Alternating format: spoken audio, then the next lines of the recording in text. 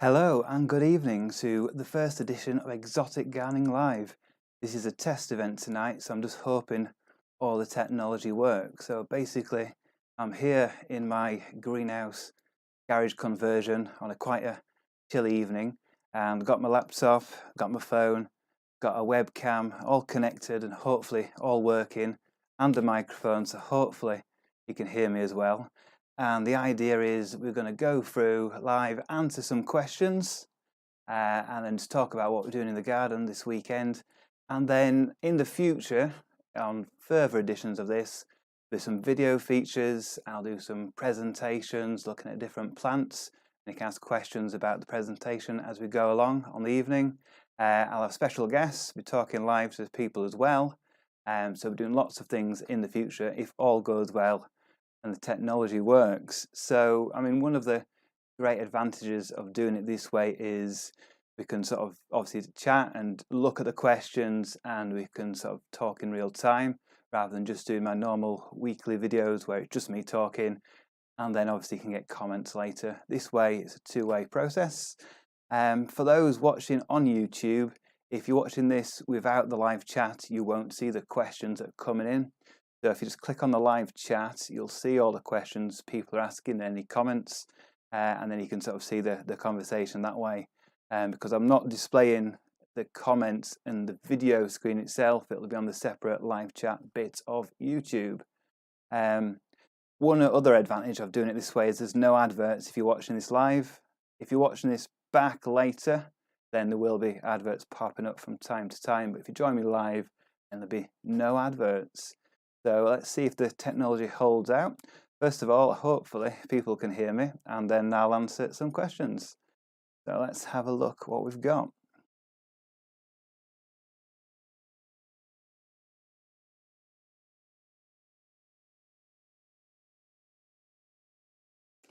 Okay, so first question is from Matt Frusher, and he's asking about ground cover plants for around cannas and bananas.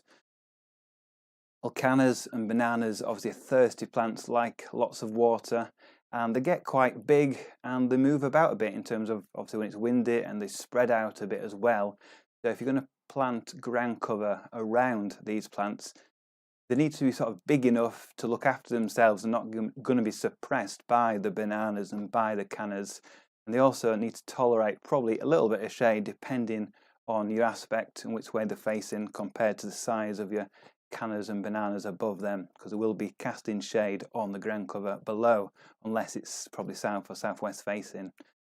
So I go for normally things like my Coleus or Solenstomum, and also Irricene with the bright coloured leaves, because they don't mind dappled shade, and they like full sun ideally, but they don't mind dappled shade, and they can sort of do those conditions where they're under the leaves of big plants like cannas and bananas, and they've got that contrasting colour as well.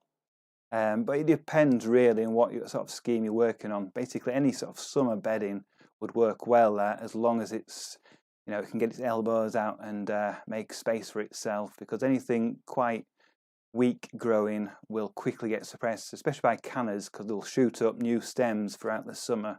So if you plant too close together, then you'll lose the impact of the ground cover. So you need to make sure you've got enough space and go for things that are going to grow fast and like to be watered quite a lot as well, because the cannas and the bananas will be getting regular watering. So next question we have is exotic plants to use as a wind block and also for shallow poor soil around fence posts. I mean, this is a proper problem where you get a fence or a wall and you try to plant in front of it to sort of hide the wall or hide the fence, but when you plant too close to it, you'll find that the plants will really struggle because it's really dry because you have the rain shadow effect. So although it might rain, and the rest of the garden and the borders will get plenty of moisture, anything close to within about 30 centimeters of a wall will be absolutely bone dry because they'll hardly get any direct rain, and then any sort of moisture that goes on the ground there, it quickly gets sort of sucked up basically, so it's very, very, very dry right by a wall. So you don't want to plant anything against the wall. You want to sort of plant it maybe 20-30 centimeters away from the wall or a fence post, especially because obviously you got your wall or your fence post and it's concrete for a good 10, 15, 20 centimeters either side for the foundation, so you can't even dig into that really apart from the top first few centimeters. So give it 20-30 centimeters away and then plant at an angle going towards, if you're getting climbers, towards the fence posts, so then it can get enough water and fertilizer that it can grow well throughout the season. And for windbreaks, then I think it's a difficult one. I use in my garden, at the bottom of the garden, I've got a natural sort of hawthorn hedge, which is not exotic at all, and then I've got bamboos and grasses in front of that and my eucalyptus trees, which work well down there. And on my other side, I've got the New Zealand privet, which works really well. People use it near the coast as well, so it can stand up to the salt-laden airs as well. And it can get bashed about, and it doesn't mind those conditions. And it's got nice evergreen glossy leaves. It's a really great sort of windbreak, that sort of plant. It's not mega hardy, but I've had no problem here. Yes, in spring it'll get sort of burnt by late frost and new foliage. It quickly bounces back. So New Zealand privet is a really good one to use as a windbreak in that sort of location.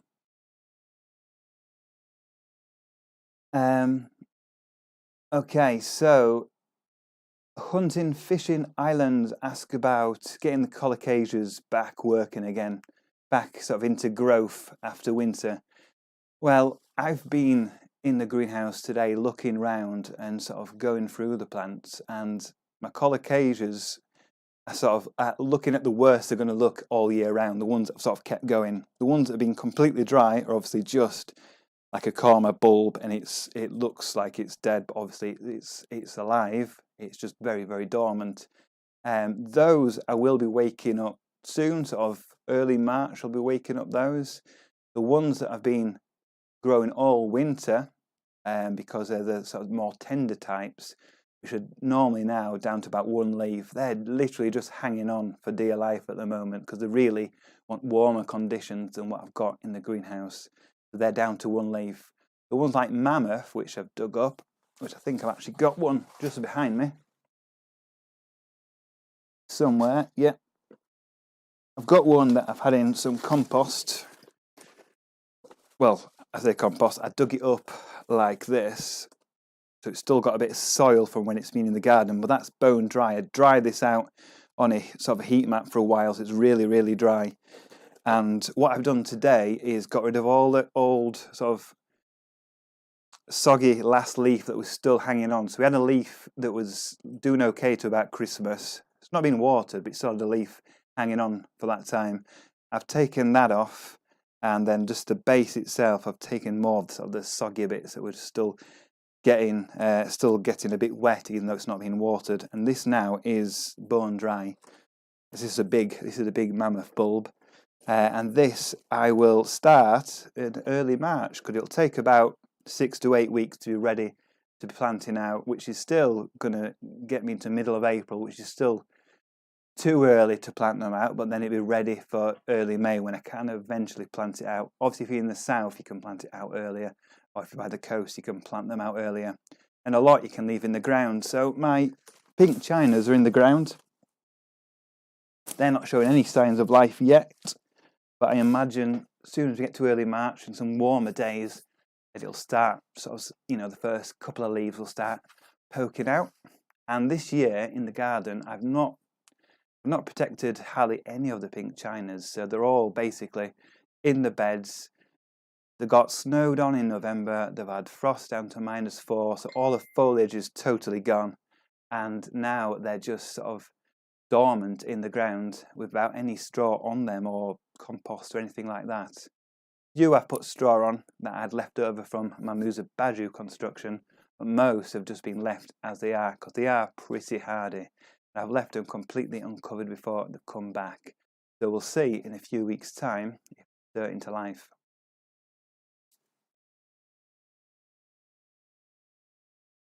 Okay, so Ian Stalker asked about Hedychium, so gingers, and about dividing and propagating them. And he's finding them slow to bulk up and to establish when transplanting. That's because they don't like really being split up too often, Hedychium, so they do grow well, very vigorous with lots of water in summer, and they have nice rhizomes, so like basically ginger plants. And you can cut them up and divide them into sections and propagate them that way. That's great. But you're putting them back a bit. They don't really like being cut up. They don't quickly establish into big plants straight away in the following season. They do take a few years to bulk back up in most cases. I've got Hedychium forestii, which actually you can divide quite ruthlessly, really, into sections, and it will grow into a good plant in its first season after being divided. But most Hedychiums take a year or two to really sort of get established again.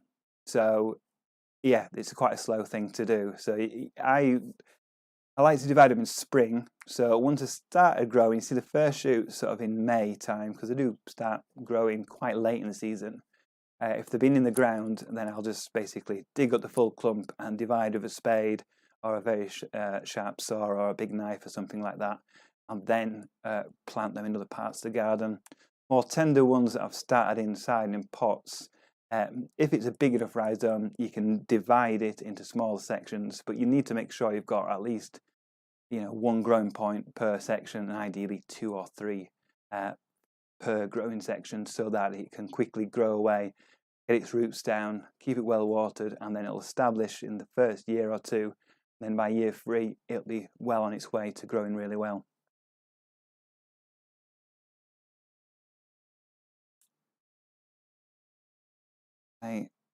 Right, so Fraser Mellis has an issue with aphids and cannas during the season. And basically, yeah, I mean, all plants are going to suffer from, well, most plants will suffer from aphids from time to time, especially the newest growth on very fleshy leaves. One thing you can do, obviously, is keep on top of them. You can use sprays, but I don't like using too many sprays outdoors. Using sort of a nice organic spray, of like a liquid soap style spray or fatty acid spray is great for sort of smothering the aphids so they can't physically breathe. That's a good thing to do.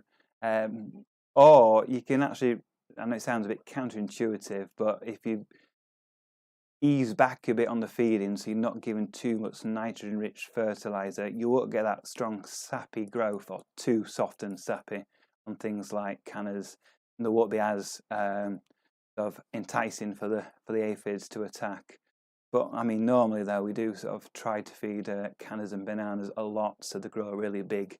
So lots of nitrogen, lots of quick growth means it's very tasty and very attractive for the aphids to attack. But obviously, if you get a good ecosystem with loads of green fly, lacewing larvae, and things like that, they'll eat the aphids anyway.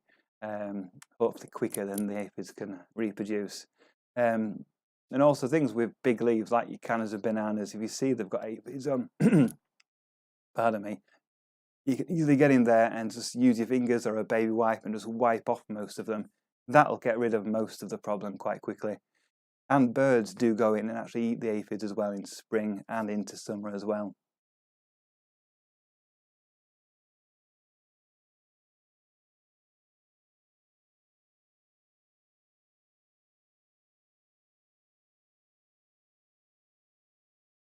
Okay, so that seems to be it for the questions at the moment. So like I said, this is sort of a test event, see how the technology works, see if my little transitions from scene to scene works as well. So I should be able to go to this scene.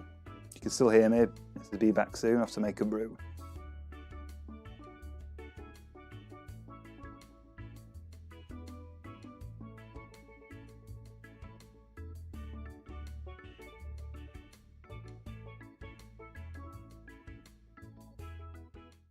And I'm back again. So yeah, so what I realised, if I'm doing this in the future, is I need to have a big bottle of water, because my voice is already failing me after just 5-10 minutes of talking. So I could have done with actually getting a brew this time.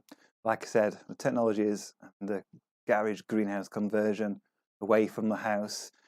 And because I've got decent internet now, I can actually do this, so it should look decent quality, the video footage on this live. Hopefully this sounds pretty good as well. Let's see if we've got any more questions.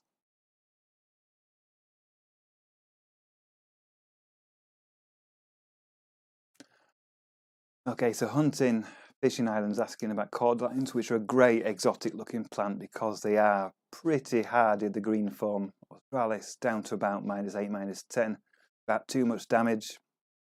And they're quick growing, so if you get a small plant, so let's get an example.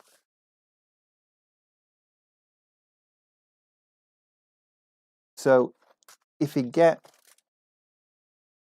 let's have a look. This is not obviously a cordyline, this is a banana just starting to grow, but you can see the sort of size of pot got here. If you bought a cordyline, which is about as big as this, in a pot this big, so I think this is like 2 to 5 litres pot, you plant that out in the ground, that will get to be 6 foot easily in 5 years. They do grow quick once they get established. They're like pretty much all plants. You buy potted plants, put them in the ground, water, feed well, and they'll get the roots down, and they'll grow a little bit the first year, a bit more the second year. Once they're established, then they'll grow really quickly if they're quick growing plants. And cordylines are quick growing plants. You'll find that they'll grow really quickly. And you know, you can buy them pretty cheaply as well, so you don't have to spend too much money on them. And in fact, it's better to buy small plants like small cordylines, because they'll establish much better than trying to think you've got a bargain by getting dig up a massive one from somebody's garden, or by buying a bigger specimen, because they're more likely to be pot bound.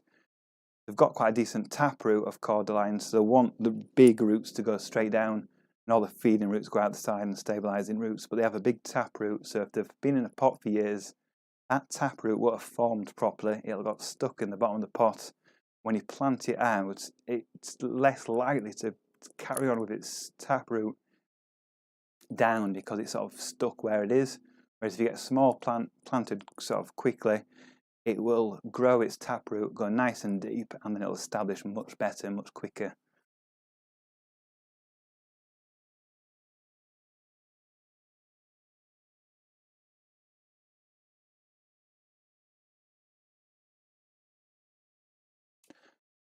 Okay, so Zendog asks about Tetrapanax and can they survive in full shade? Basically, Tetrapanax will grow out of the shade and will shade other plants. So unless you're talking about against a massive building or a tall wall that's in full shade where it'll never grow taller than the wall or the house, then in any other aspects, if you're growing near other plants, it probably, because it'll grow to 5-6 meters tall eventually, it'll grow tall. So if you've got most plants in your garden, you probably won't be growing to be much taller than that unless you've got some trees nearby. So it grows its massive leaves to shade out all the other plants around it, so other plants can't establish because it's blocking out sunlight from pretty much everything else. I've not seen them grow in full shade against like a big wall or something like that. I've seen them grow in a lot of woodland style setting. You've got some trees around, but you're still getting some, dappled sunlight coming through. So I wouldn't plant it in full shade. It does want a bit of warmth as well to grow really well.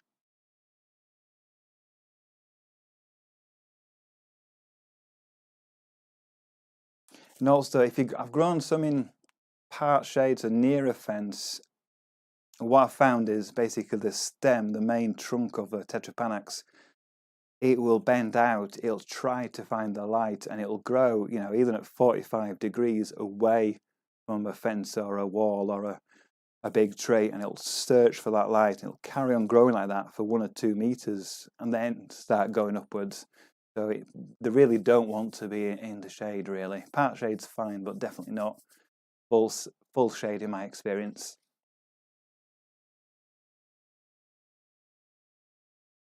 And to get bigger leaves for Tetrapanax, basically some individuals grow much bigger leaves than others. So There's only one species of Tetrapanax, but there's a few forms. So we've talked about these in the past. So there's Rex, Stroidal Giant, Mayfeng, Empress as well.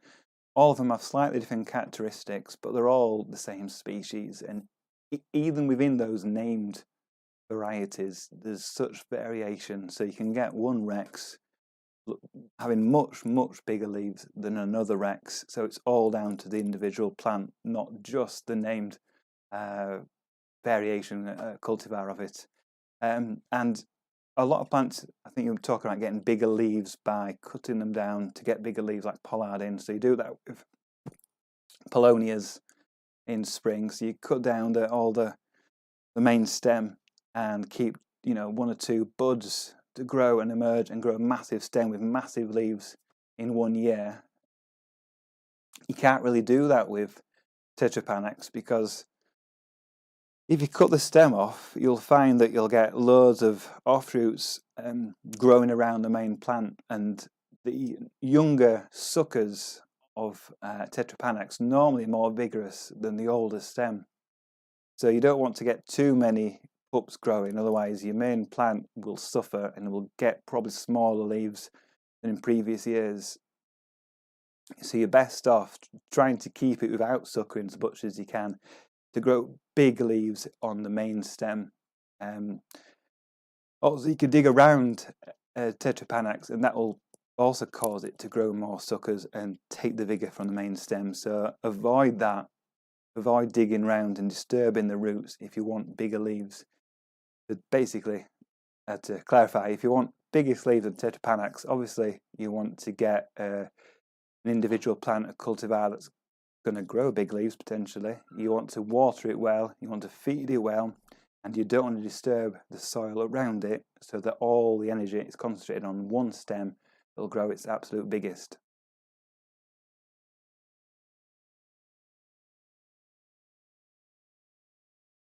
Okay, so James Clayton asks about Paragibea Terrellii.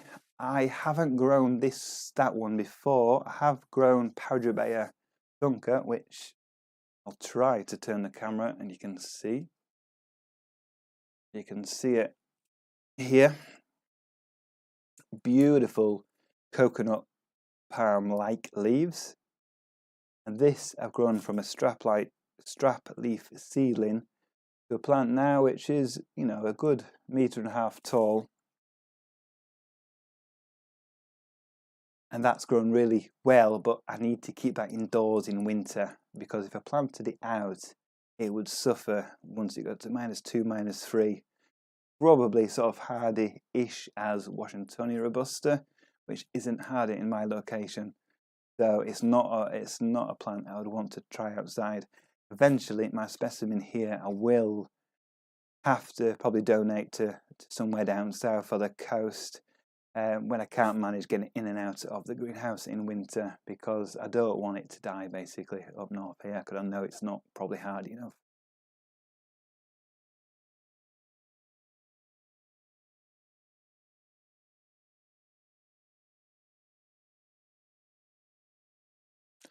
Okay, so like I said, this weekend I'm just tidying up the greenhouse. So I've gone round already and tidied up a few things today, like the Colocasia, the old stems, the old leaf bases of those, and also all the aeoniums as well. So I've got loads of aeoniums in here, and in winter they drop loads of leaves. You don't want to overwater them in winter, so you just cut back watering to minimal. But they try to grow in winter, so they do produce more leaves in winter. There's a bit of a balancing act. You need to give them a bit of water so they can carry on growing, even though it's not strong light levels. They're just, they're built in to grow in winter. And they drop loads of leaves, so I've been tidying up loads of them, because you leave them about everywhere. Smell a bit, to be honest, do aeonium leaves. They do smell a bit strange, and they couldn't rot, and bugs can get in there as well. So I'm going to clear them up as much as you can in a greenhouse. Try to keep it as clean as possible. I've been weeding around all the little pots as well, and I've been looking at what's been in the propagator, and I've been looking at what I can get out of the propagator and put onto the shelves, because the light levels now are getting a bit stronger because we're getting, into February, so it's getting warmer in the daytime. So even though it was like, I think it was 5, 6 degrees, 7 degrees outside today in the greenhouse, even though I didn't get really much direct winter sunshine, it was still 20 degrees in here for a few hours this afternoon. So that warmth will mean plants will start stirring in the greenhouse and start back into life. So the air temperature in here, like I said, is shot up to 19, 20 degrees this afternoon. So plants are starting to grow. So I can move some plants out of the propagator and put them onto my benches as well. So things like, what have we got here? So we've got Iricine here, and this, it doesn't want to go down to freezing. It's a tender plant, and these were cuttings that I took last autumn, went in the propagator. They're rooted nicely now, and in a few weeks' time I could take more cuttings from these to bulk up the plant so I can plant more out to make a better display in the garden. But I can take them off out of the propagator now. Now they've rooted, and now that it's got warmer days, I can tolerate going down to like 5, 6 degrees at night, as long as the daytime temperatures are above 10 degrees, just to give them a bit of active growth. Because if they just sit there at cold temperatures below 10 degrees for too long, they'll just wither away. So they want a bit of warmth. So now we're getting into middle of February. We can put these just on the benches without any extra heat, other than what the solar gain is from the sun. When it does have sunny days, it will warm up the space in here to, like I said, 20 degrees. And in a few weeks' time, it'll easily be getting 20, 25 degrees when the sun's shining directly in here. Obviously, then we get the problem further on in summer when it can easily get to 30, 35 degrees, 40 degrees in the height of summer if you left all the windows closed. You do need to be careful when we get sort of to March, when it can actually be really hot in a greenhouse if you leave all the doors closed on a really sunny day, even though it might not be, more than 15 degrees outside.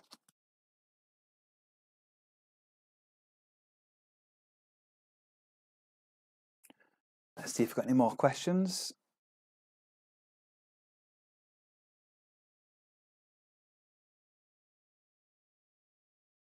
So James Clayton says, has it been a mild winter where I am? Well, yes and no. I mean, yes, overall it has. The lowest I've had in the garden with my own weather station, own thermometers, has been -4. And it's not stayed at -4 for long. We're talking, I think, like an hour or so, where it went down to -4 and then it sort of slowly went back up. And we did have snow, but we actually had a weekend of snow. So we had Saturday and Sunday snowfall back in November.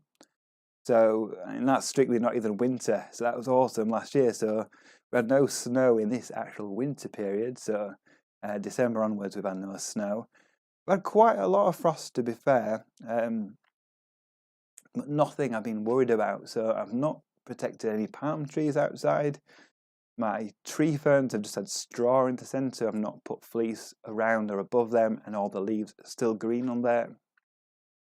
So overall, yeah, I think it's been a mild winter. And I know loads of places down south, some, yes, have had the odd -5, -6, but loads of places down south, they've, I'm not saying they've been frost-free, but they've only had, glancing frost -1, -2.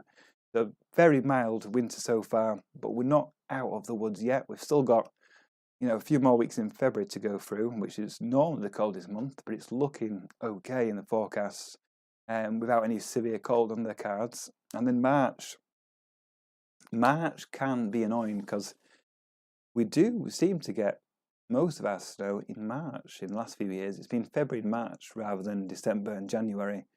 So we could see snowfall, which is the worst kind of weather. Slushy British snowfall is awful because it just covers the plants, wet, awful stuff, and then ice can pack in the crowns of plants and cause rot, which you might not even see till midsummer in some cases in palm trees. So yeah, you have to watch out. We could still get a cold, blasty period of cold weather in end of Feb and to March, and frost, depending where you are, your last frost for most places are in April, May, and in some places even early June. So that's why we don't plant out the most tenderest plants until June in case of some of the house plant style plants that you may want to plant out in the garden. So I'm interested to know if it's been mild where you grow your plants and if you've lost anything so far this winter or if everything's sailing through fine. Like I said, most of the UK has been pretty benign winter so far with hardly any proper cold. I think we had one day where the cold, well, when the temperatures kept at about 0, so it didn't go above half a degree for 24 hours. That was pretty bad, but that was just, I think that's the coldest period we've had, which I think was in of early December. But apart from that, it's been very mild winter. Do I have a background in horticulture? No, not really. Not studied it professionally or anything like that, but have always been interested in plants, growing and gardening and science since a little boy. So I've always kept up to date with the latest things going on, reading the latest magazines and things like that, and obviously keeping up to date now on the social media forums as well for general things like trends of what plants people are wanting to buy and things, and where suppliers are and who's selling what. And I think that's a great thing about social media in general, is you can find out so much easier now where to get the rare and interesting plants, which you couldn't do in the past. You used to have to go to like a big list, or like the RHS list of suppliers for certain plants, which you can still do now. Things move so quickly and stock levels change so quickly that must-have plants now, basically, there's only certain suppliers will get them, and they'll only have them for short windows of time, short periods of time, because they sell so quickly. So things move so much. So with social media, you can go onto like the Facebook groups and even the forums and things like that, and you can see when suppliers have got certain plants in, and if you're interested, you can buy them there as well. And also the marketplaces, you can get bargains as well. Yeah, islands, yeah. So that's been mild there. I mean, Ireland normally is mild. It's Southern Ireland is milder generally than England as a whole, because it's most of it is closer to the coast, and obviously most of the Gulf Stream warms up Ireland a bit more than it does the UK.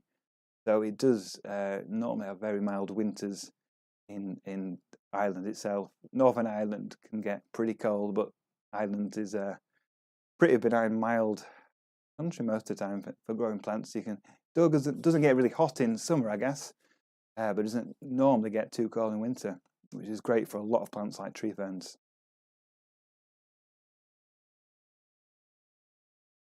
Yeah, so Romantia's outside, still with leaves on, which is pretty good. But yeah, as Fraser Mellis talks about his Romantia still with leaves on down in Cornwall. Well, obviously Cornwall's got the benefit of very mild winters normally, and like I said, this winter has been mild. I've got a Brugmansia outside that I just didn't bring in. I've cut it back today, and I've still got, if you look under the bark, it's still green at the base, so it's still alive. Lost all its leaves with that snowfall, but it's still alive, and it will shoot back in spring, provided we don't get an extended cold period in the next few weeks.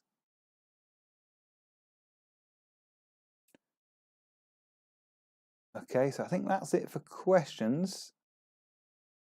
And there's one there I missed. When should I cut back a eucalyptus? I have nitrans and oreganones. I guess the question is why you wanted to cut it back. I suppose if you've planted it in a space where it can't grow to its full potential, you're going to have to cut it back. But ideally, eucalyptus wants to be grown well away from buildings, well away from other sort of plants you want to see at their full potential, because they grow huge and they suck up loads of water, and they can drop branches from time to time in extended dry periods. So I've got eucalyptus trees at the bottom of the garden, away from other buildings and things like that, and they can just grow as fast and as high as they want to, including regnans. I think eucalyptus regnans is the tallest flowering tree in the world, potentially. get up to 100 meters tall in ideal locations. So we'll see how tall it gets in my garden. But I've cut back branches where they've been rubbing cross branches, so you can cut them back. I like to cut them back in spring so that wounds can heal before it goes into winter. But I think there's very vigorous plants, and they're pretty hard to kill, the hardy eucalyptus, so you could probably get away with it later on in the year as well, and maybe even late winter. But I think I've done it mainly in spring when I had to cut the branches that have been rubbing against each other.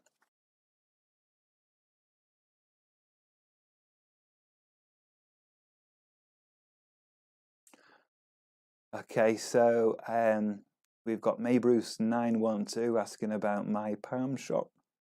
I've bought quite a lot from them many years ago, but with postage, it can be hit and miss with what you get in a parcel from Europe. So, and especially now, the rules have changed. A lot of companies aren't sending to the UK as readily as they used to do because of various reasons, with charges and certificates and things like that. But I suppose if you're on the mainland Europe and you're very close to in Holland or the Netherlands, then you can obviously visit these places and actually pick out your plants, which must be great. Rather than have to rely on mail order like we have to or have done in the past for a lot of plants. I got a lot of different Trachycarpus species from my palm shop. I once got loads of Musabaju as well. Some of them came great, but some were broken. It depends what the couriers are like, as well as who's packed your plants as well.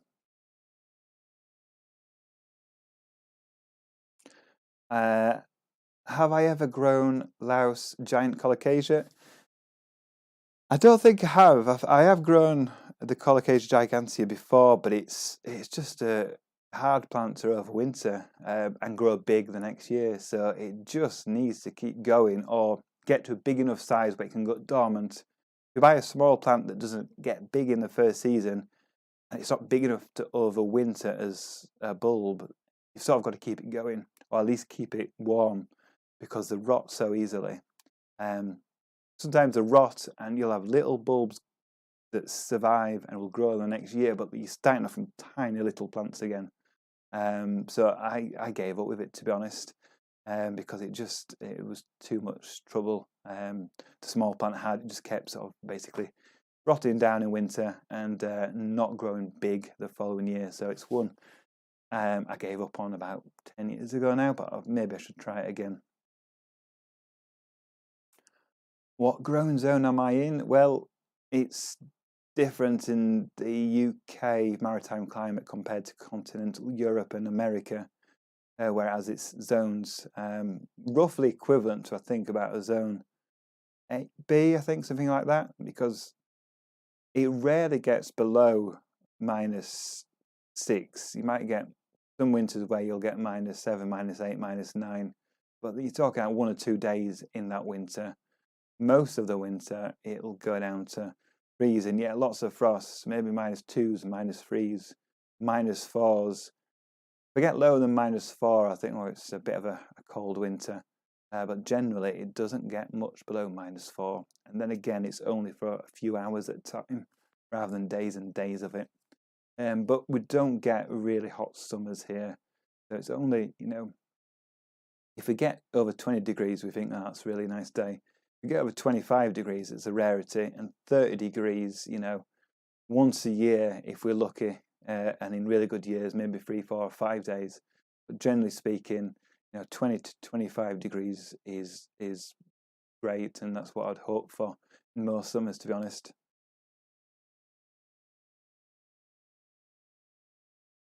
Okay, so that's the end of this sort of test event, this live stream. I think the technology's worked, and next week we'll probably do a presentation. So I'll put something together, put some nice photographs and videos on the screen. I'll talk over that, and you can ask questions about the plants that I'm showing in the presentation. Hopefully that makes sense. Hopefully being able to follow along with the live comments on YouTube, and you'll be able to watch this back as well if you didn't catch it from the beginning, but you might have a few adverts to watch if you've watched it on catch up. So thank you for watching.